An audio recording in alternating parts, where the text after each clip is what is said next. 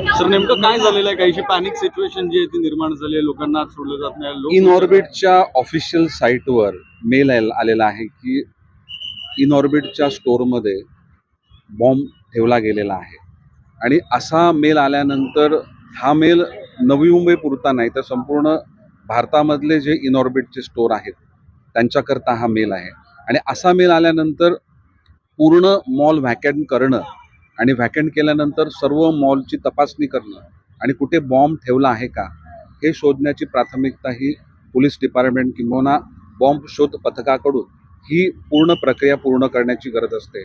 आणि म्हणून सर्व जे ग्राहक आहेत किंवा मॉलमध्ये असणारे नागरिक आहेत त्यांना बाहेर काढण्यात आलेलं आहे, स्टाफला बाहेर काढण्यात आलेलं आहे.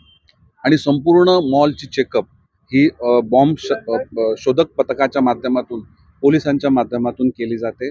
ही योग्य गोष्ट आहे की अशा प्रकारचा मेल आल्यानंतर तो मेल खरा आहे की खोटा आहे ते करत असताना एखादा धोका होऊ नये याची काळजी घेतली पाहिजे. आणि पोलीस डिपार्टमेंट बॉम्ब शोध पथक त्यांचं काम योग्य पद्धतीनं करत आहे.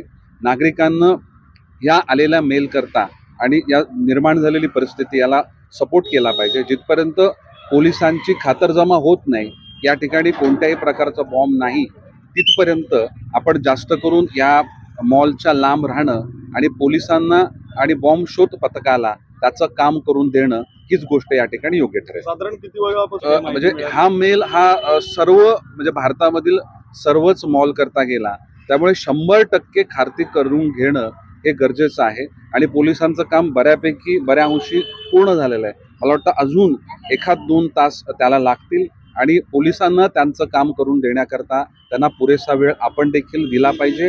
नागरिकांनी देखील अशा परिस्थितीमध्ये सहकार्य केलं पाहिजे. ओके, धन्यवाद.